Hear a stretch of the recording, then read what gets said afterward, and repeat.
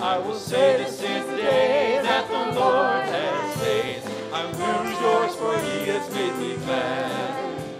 For he's made me glad, he's made me glad. I will rejoice, for he has made me glad. He's made me glad, he's made me glad. I will rejoice, for he has made me glad.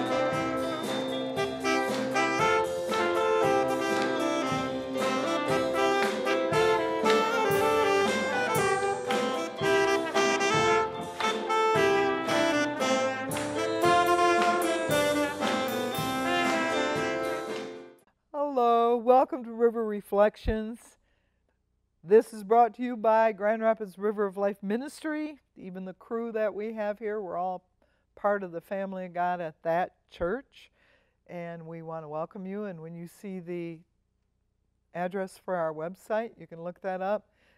If you want to know what's going on currently, just check bulletins. I pretty much every week put up a refreshed bulletin of what's going on immediately and within the next few weeks. So if you're curious about something you might want to join in on, be looking at that and know that you are always welcome.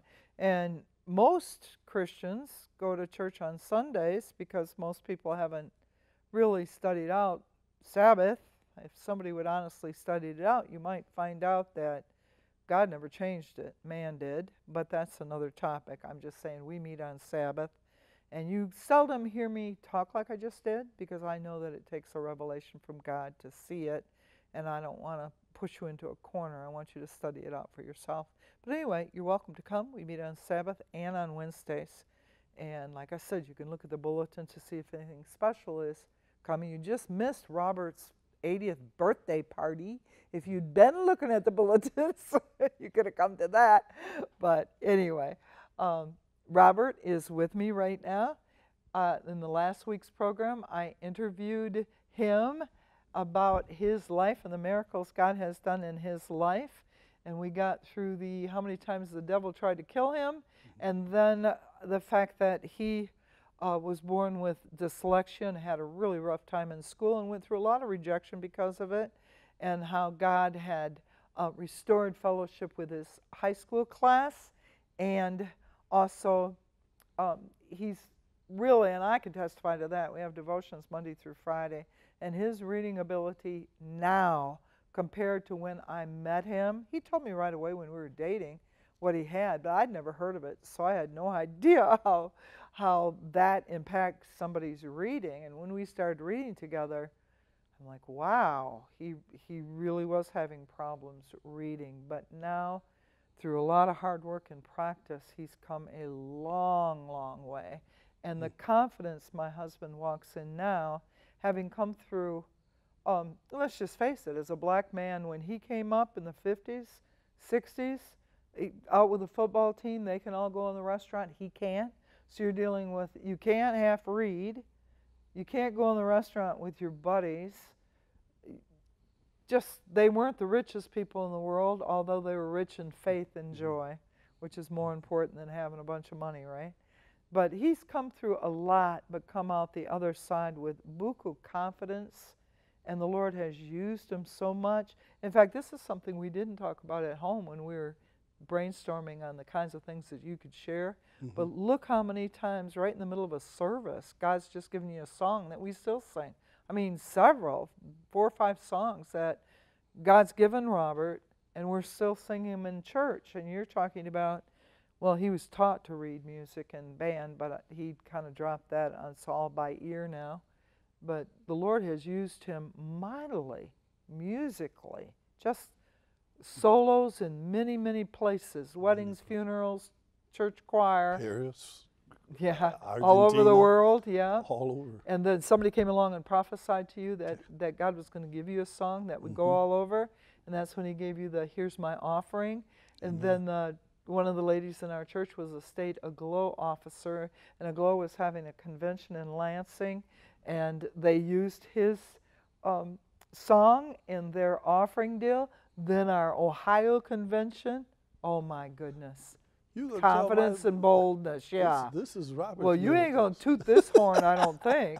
Go No, ahead. I'm just no, reminding you of some things that God has used you in. getting that song, by the way, some lady was at our church when we were on division. I never saw the lady before or since. And she was a prophetess, obviously. And I don't know if she spoke at our church at all. I think she did. But anyway, she was a blessed sister. But she prophesied to me, said, the Lord's going to give you a song that's going to go around the world, she said. And I didn't think anything about it. I don't build my life around prophecy. If it happens, fine, you ponder it in your heart, like Mary when she said she's going to have the Christ child. She didn't go running her mouth all over, hey, I'm the one that's going to have the Christ child. She better not, or they'd kill it. They would have killed her because all the women wanted to have the Christ child. So she pondered it in her heart. So I didn't think anything about it, but this happened to be when we were meeting on Sunday yet. One early Sunday morning, I was in a dream. The Lord gave me this song, Here's My Offering. And I woke up and started singing it, and when I sung it for you, I just cried because I knew it was from the Lord. And so Judy Nerley, which is was a good friend of ours. She's in heaven now. She was part of Women's Aglow, and she wanted me to present this song at Women's Aglow, the state convention. State convention, yeah. And I don't know where it was, around Ann Arbor Lansing. or somewhere, Lansing. And so I introduced that song, and she told me afterwards, she said, we received, in history of the Michigan Women's Aglow, we received the largest offering they ever received.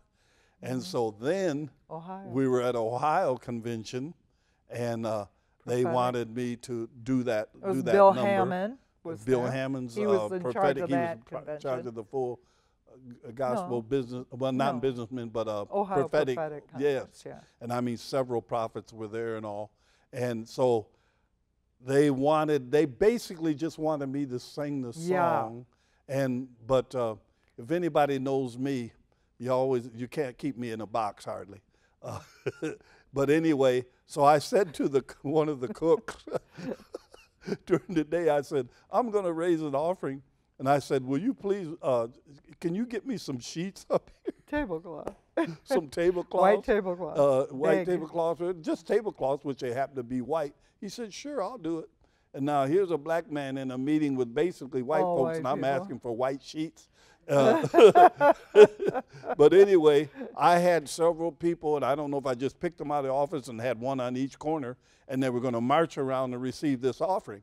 Well, there was a brother that was in charge of that offering as part of that convention, and he was going to stop me from doing that. And Bishop Hammond said, no, leave him alone. Leave him alone. And you sang your song. I sung my song. They took the offering. They were $20-some thousand short of paying for that convention, and they got that money in that particular offering.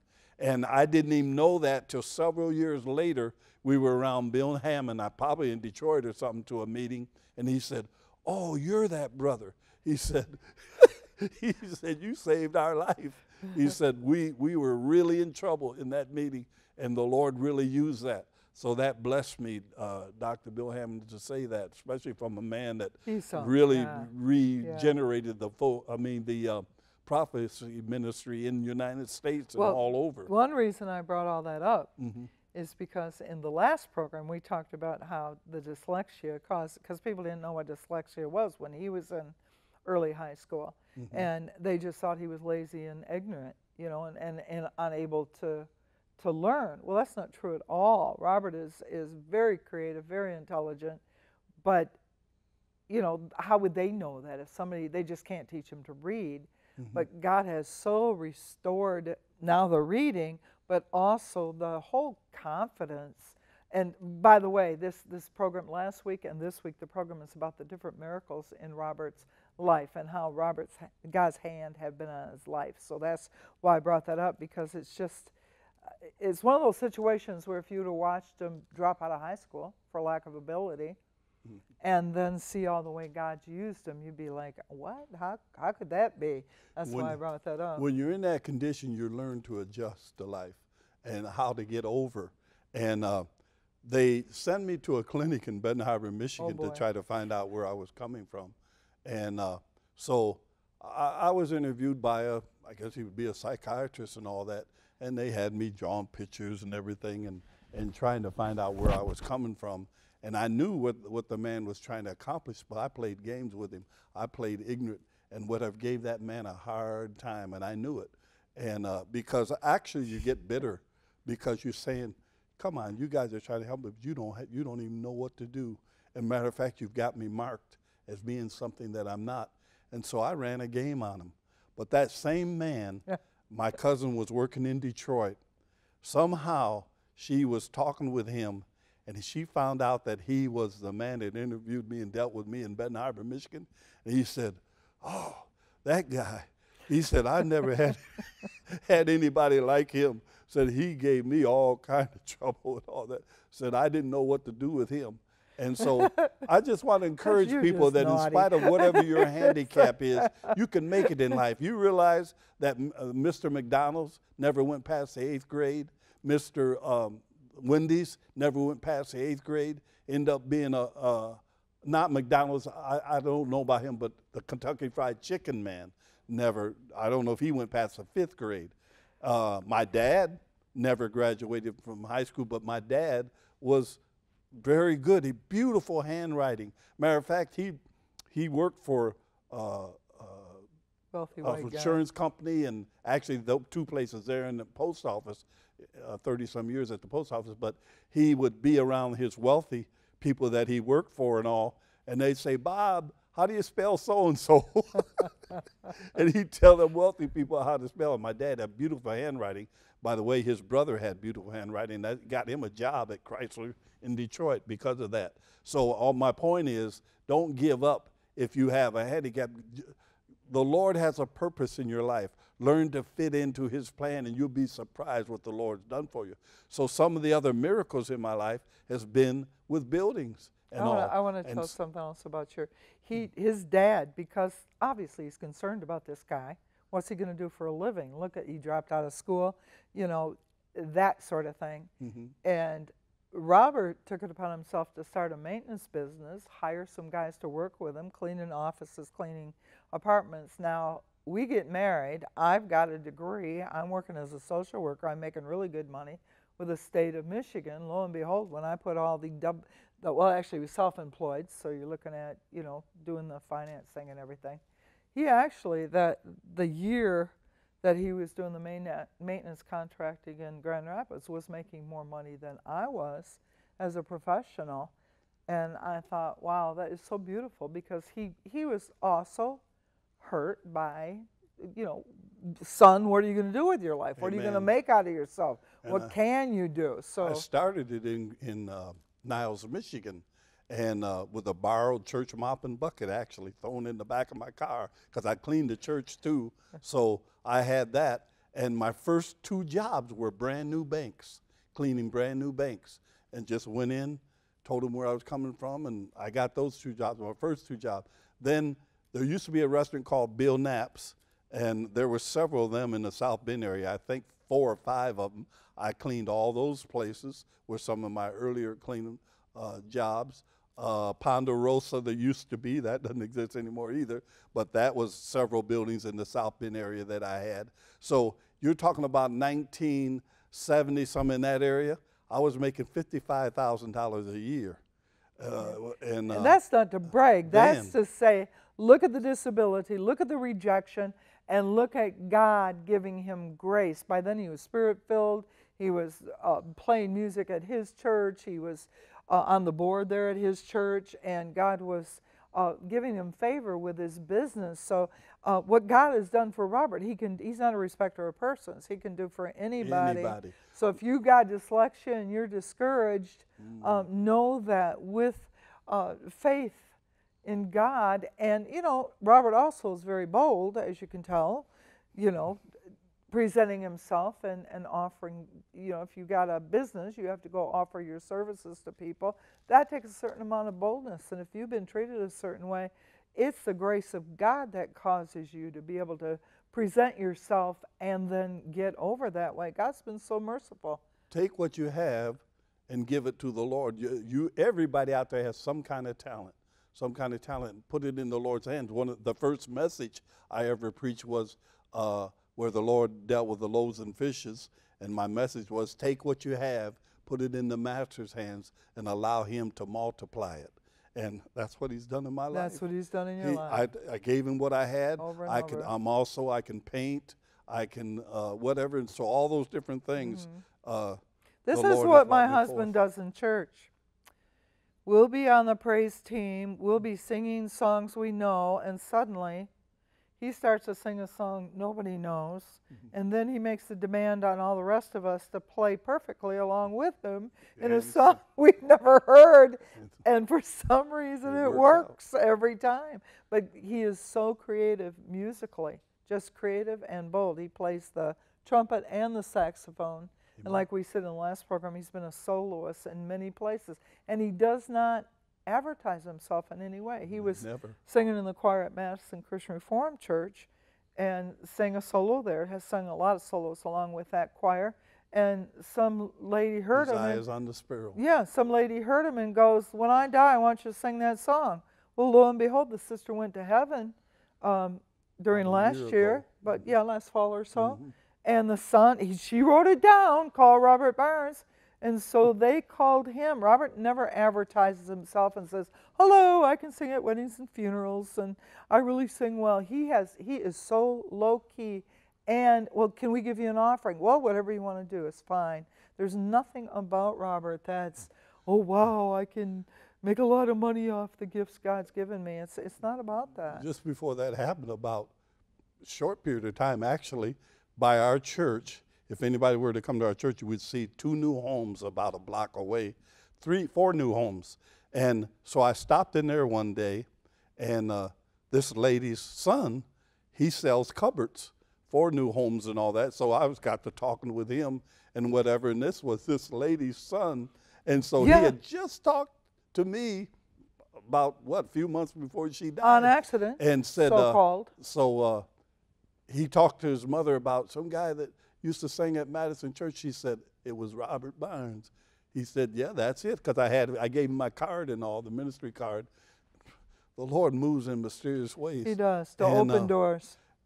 But to get the way the Lord has worked with miracles between both of us, and we're a good team together.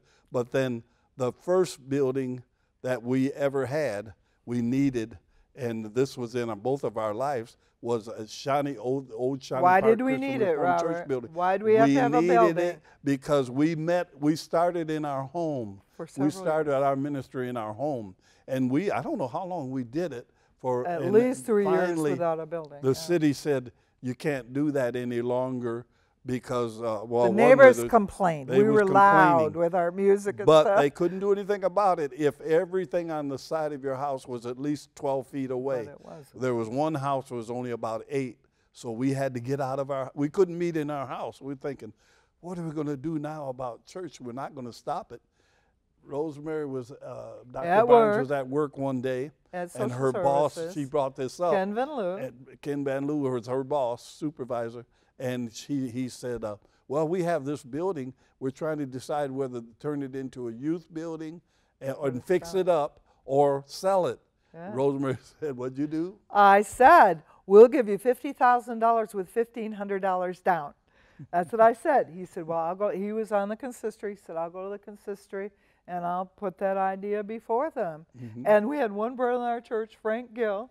He comes out of the blue. I mean, nobody at that time was putting in $1,500 in the offering. It just wasn't happening. And he happened to. That's happened to us more than once. Plus a diamond somebody ring. comes up with some money that is just, wow, look at Jesus through that person. At any rate, he took it to the consistory, and the consistory said that was just fine. Actually, and I said, can we rent it for a while first? And he did. And then I said, but we really want to buy it, and this is what we're willing to do. And the consistory said, go ahead, and it was perfect. Although we could not afford to have both a house and a building, so we ended up living in that building for several years. And the coolest thing about that, it was the best bathtub. We were in kind of a utility room in the basement, and we put a Smurf pool down there. and we filled it up with hot, bubbly water, and that was the best bathtub anybody ever had in the world. I still miss having baths in the We would Smurf take a pool. bucket and empty it at the Yeah, end, 'cause but there that was- was there fun was because no- in that utility room there was hot and cold water. Yeah, So all we eventually had to do we is hook built a hose shower up. in there. Yeah, we did end Yeah, up putting a probably shower a year in. before we. But yeah. we That was were fun. we were in that building how long approximately? About 4 years. 4 years approximately that we lived in that church, which we've lived in 2, by the way. And Yeah. we were there, and come to find out, she almost lost her life there, and I almost lost mine because we couldn't find out there was mold. There was mold in that basement. We didn't know anything about mold affecting you, and where you can have a heart attack like that because of mold. And she had a blood clot, and that's how it got to her. I would go out walking, and any moment it felt like I was going to die, and I pain around my heart and whatever. But we're here. We don't have that much time. There's but other then the mercy miracles of God, with buildings. we made it through that particular Yeah. building. Then what? Then Robert decided we shouldn't be there because, see, if we had had GPS, it'd be no problem. But we'd have some events that nobody find the building. Couldn't find us. So he wanted to get out of there. I wish we would have kept it to live in. But again, we couldn't afford to do both. So anyway, we sold the building. Mm-hmm. Now, I can't remember what we did after that, but the next selling the building. Mm-hmm. We took a long time because it was on the market and everything. We couldn't sell it. And then it was off the market. We still wanted to sell it. I went to 700 Club one day, and lo and behold, a friend of ours named David Spearman. David and Donna have been pastors for now probably as long as we have been, over 40 years. Mm-hmm. But anyway, he comes in 700 Club, and he talked about they were looking for a building. I said, "You want to buy ours?" And then they were with Church of God at that time, and so they had to get some. And I said, "Well, listen, what I'll do is I'll write up a rent-to-own contract," which I'd never heard of such a thing. I just started writing and wrote it out there, and that's how we operated for quite a while. And then he got a loan from the Church of God, and then they took over the building, and so we were able to sell that building. Another miracle that occurred, should I just tell it? Really? And the reason I'm telling it is because that means a lot to Robert as far as in his life, being concerned about where's the church going to meet. But we met, Division came before 12th Street, right? Yes, ma'am. Oh, Yeah. definitely. So we were meeting in this building on South Division. Now that was kind of a logical thing. We could afford it.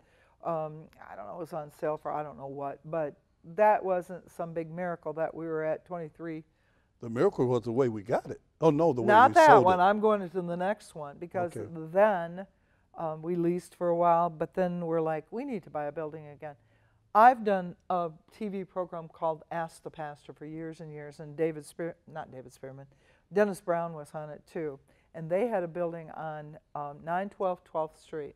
And again, we're talking about miracles, and this means a lot to Robert. I'm just talking faster than him because we only have a few minutes, and I know we're not going to cover that. But when we were talking about him sharing his testimony, he shared how much that meant to him. Well, I'm at Ask the Pastor. Now, mind you, my bold husband one day, we were fellowshipping with Dennis at his building on 12th Street. Used to be the old 12th Street Christian Reform building. And we're at his building. Robert come talking about, I think God's going to give us this building one day. Well, Dennis wasn't making any noises like he ever wanted to get rid of it. I'm like, oh, for crying out loud. I had no faith for that. But then Dennis comes to ask the pastor one day, and he says, I'm meeting with a realtor this afternoon, and I want to sell our building. I said, cancel the meeting with the realtor. We'll give you $200,000 for it. Just top of my head. We'll give you $200,000 for it. I had no clue whether or not the bank would lend us. That was $100,000 more than we did that other building we had, or Sylvan we got for 50, then maybe 69 for Division. That was just shortly after when it was, the whole United States came off a rough time. Well, actually, that's the building we're in now that it was a rough time, but we were able to get it when we sold 12. But the point is, I just said to him, we'll give you $200,000, and he said, he was under Barb Yoder at that time. She's out of Ann Arbor. She said, I need to talk to Barb. Well, Barb knows us. So okay. And it worked out. We had a realtor friend that since we had sold it, we were willing to give him a certain amount of money for meeting us at the title company. Oh, by the way, when we were on South Division before 12th Street, the way we sold that, the people next door who own it right now, Robert told him, we'd like to sell our building. Does he want it? He said, sure. I forgot what price Well, he told was him. Spanish, and he couldn't even speak English. No, we but dealt he with his understood sister for or some wife reason what after the that. deal was. But what You want this happened, building. they just shook on it. The next thing we knew, we're at the title company doing the papers. There was, and again, our friend Ken helped us with that, with the actual papers. We paid him to do that. But the point is, even like 12th Street too, to have the Sylvan, the Division, the 12th Street, all just God-opening doors that most people have to go through all kind of changes to have buildings and land. The building we got right now, the reason we were able to get it is because of the down payment we got from selling the 12th Street building. We had no idea when we made an offer on it. We really didn't. I don't know what we were thinking. But there's 18 acres with that particular building, and it's in a safe area where our children can play outside. If you would have told us when we were meeting in our house and took us by that building where we're at right now and said, one day God's going to give you this building and land, we would say, you're crazy. That is not going to happen, which is another thing I want to say. Sometimes God gives you things whether you got the faith for it or not. Sure. And just to end this, because we got to wind this down now, and why I'm talking so much, it happens to be my program. I'm actually interviewing him, but he talked a lot, so you probably didn't realize that. But, I mean, I wanted him to talk a lot. But one day, another example of just a miracle, God touching Robert's life, we were fooling around, having a good time with God with prayer, tossing out prayer requests I had no faith for. I said, Lord, why don't you give us a couple of silver trumpets, because we both play trumpet. In church. I don't know it's going to happen. I'm saying, Daddy, that'd be cool, basically. If you do it, great. So but anyway, we were then, at a Handmaid's Convention, which Yep. is several we got hundred like 2 minutes sisters. That, yeah. And there was a brother there that was a military man. He played a silver trumpet. I said, oh, man, someday my wife and I, we want one like a trumpet like Silver that. trumpets. He let me play because I had my own mouthpiece, and all that thing was so smooth. You got 1 minute, babe. I know. And You bring in new details. So we just let it go. So the next day, I think it was, they called us to the office. Yeah. And the handmaidens leaders contacted us. We went there. This man had bought us 2 silver trumpets. Brand new. Silver Brand new. trumpets. Yeah. And so when we got back home, Rosemary said, remember the prayer I prayed? We lifted them up. Had no But she faith had for no that. great It was faith just for that. kind of, Daddy, it'd be cool if we had a couple of silver trumpets. So to let you know you Within don't have very to have little some time. great faith to Yep. get things all the time. So there's some miracles, both programs, last week, this week, that the Lord has touched Robert with. And me too. I mean, sometimes it's us together and sometimes it's been him alone. But the hand of God has been on Robert from day one. Thanks for listening.